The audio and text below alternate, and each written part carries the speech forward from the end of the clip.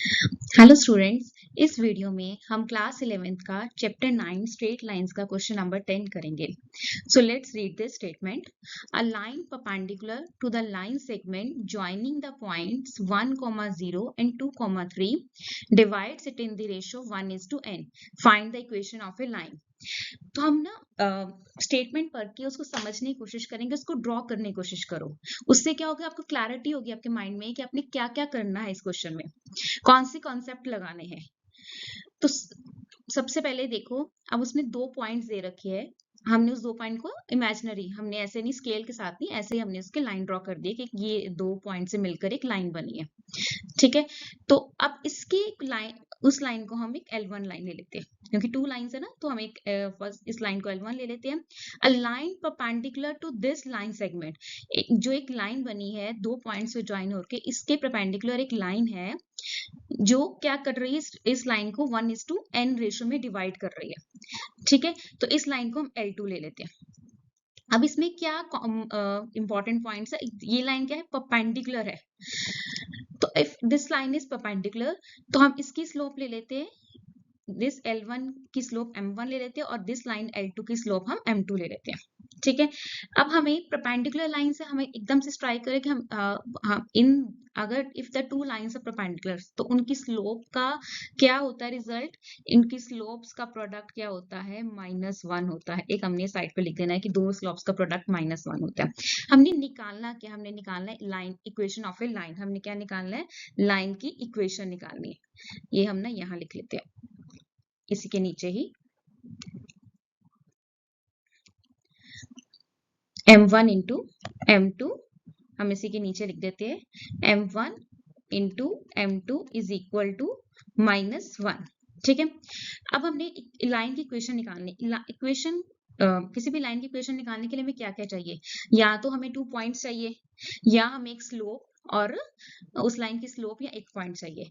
तो अगर हम ये हमें 2 पॉइंट्स दे रखे हैं, तो हम अगर हम L1 लाइन की स्लोप निकाल लें, तो क्या L2 लाइन की स्लोप निकल आएगी, क्योंकि और L1 L2 परपेंडिकुलर है। तो हम ये कॉन्सेप्ट लगा के अगर हम M1 स्लोप निकालते हैं, तो M2 स्लोप हम अपने आप निकल आएगी। तो सबसे पहले हम क्या निकालते हैं, M1 की स्लोप निकालते हैं बाय 2 पॉइंट फॉर्म से। वो क्या होती है, y2 minus y1 upon x2 minus x1।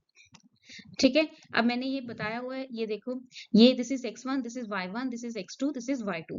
So y2 minus y1, y2 minus y1, 3 minus 0 is कितना हो गया, 3, and x2 minus x1, this is 2 minus 1 is 1। सो ये कितनी स्लोप आ गई हमारे पास, 3 आ गई। M1 स्लोप क्या आ गई, 3। तो M1 इंटू M2 इज -1। अगर M1 3 है तो M2 क्या होगी, -1/3। सो M2 इज इक्वल टू -1/3।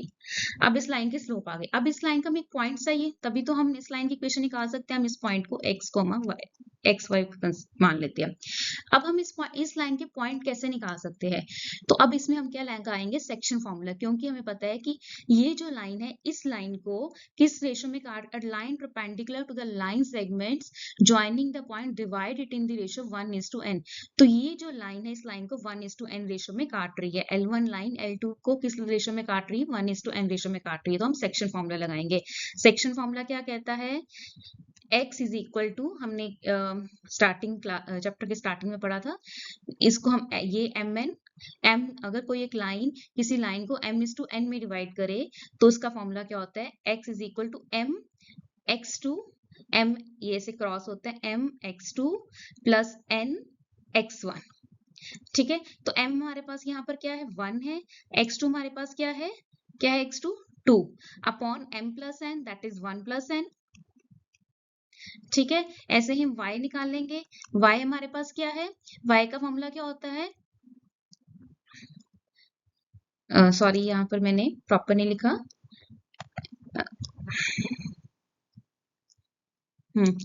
तो m x2 plus n x1, n x1, तो n हमारे पास n ही है। आगे x1 हमारे पास क्या है, x1 क्या है हमारे पास 1। ठीक है, तो ये क्या आ जाएगा, 2 plus n upon 1 plus n। ठीक है, अब हम y निकालेंगे। y भी सेम, क्या होता है फॉर्मूला, m, अब y में y वाले कोऑर्डिनेट्स आएंगे, m y2 that is y2 कितना है 3 और m कितना है 1, सो 1 into 3 प्लस n y1 तो 0 है, तो ये कोऑर्डिनेट तो हमारा 0 ही हो जाएगा।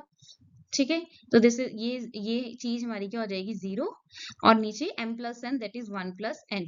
तो अब हमारे पास क्या आ जाएगा 1 into 3 3 अपॉन 1 प्लस n।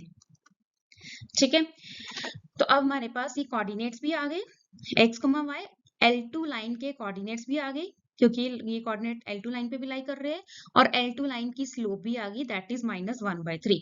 तो अब हम स्लोप पॉइंट फॉर्म से इस लाइन की इक्वेशन निकालेंगे। So equation of line L2 कैसे निकलेगी, y minus y1 is equal to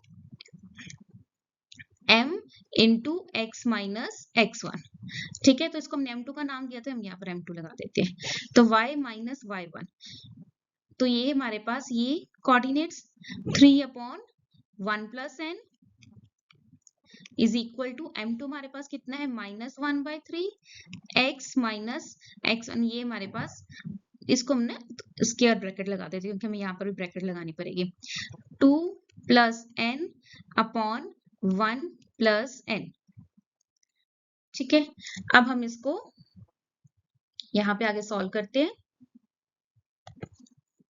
हम पहले क्या करते हैं, इन दोनों का एलसीएम ले लेते हैं, 1 plus n into y minus 3 is equal to -1/3। यहाँ पर भी हम एलसीएम ले लेते हैं, x into 1 plus n minus 2 plus n minus 2 plus n। ठीक है, अब हम और नीचे हमारा यहाँ दोनों तरफ 1 प्लस n होगा, यहाँ पर भी 1 प्लस n। ठीक है, ये 1 प्लस n ये 1 प्लस n से कट जाएगा, दोनों सेम है तो ये कट जाएगा। अब हम क्या करेंगे, 3 को उधर ले जाएंगे। अब ध्यान रखना इसमें 3 को हम पूरे इसके साथ मल्टीप्लाई करेंगे, ये इसको स्क्वायर ब्रैकेट लगा दो कि कोई मिस्टेक ना हो, पूरे इसके साथ मल्टीप्लाई करना है दोनों के साथ। और यहाँ माइनस का साइन है तो हम क्या करते हैं, अंदर के साइन चेंज हो जाएंगे, यहाँ पर 2 plus n minus x into 1 plus n। ठीक है, अब इसको मल्टीप्लाई करते हैं, 3 into 1 plus n into y minus 9 is equal to 2 plus n minus x into 1 plus n। अब हम लाइन इक्वेशन बनानी है तो हम क्या करते हैं, x कोऑर्डिनेट ax किस फॉर्म में होती है, ax plus by plus c। तो x वाली टर्म को हम यहाँ ले आएंगे, x इंटू 1 प्लस n और फिर उसके बाद हमारी कौन सी टर्म आएगी, y वाली, 3 into 1 plus n into y। ठीक है, उसके बाद हमारे पास क्या होगा, यहाँ पर क्या है 3 into 1 plus n into y, ये हमारे पास वहां चला जाएगा 2 प्लस n प्लस 9। तो यहाँ x into 1 plus n plus 3 into 1 plus n into y minus n minus 11 is equal to 0। So यहाँ पे हमने एक बार फिर कि हम ध्यान रखना, ये 3 को हम वहां लेके गए तो 3 प्रोडक्ट किया 1 plus n into Y minus 3, तो ये 3 इन दोनों के साथ प्रोडक्ट हुआ is equal to 2 plus n minus x into 1 plus n। तो अब यहाँ पर x वाली टर्म को हमने उठाकर, ये माइनस का साइन बाहर था इसलिए अंदर के साइन चेंज हो गए, ये 2 प्लस n के साथ प्लस आ गया और x इंटू 1 प्लस n के साथ माइनस आ गया। अब ये इसको हम वहां ले आए तो हमने इसको ax plus by plus c की फॉर्म में इक्वेशन ऑफ लाइन बना दी। Thank you.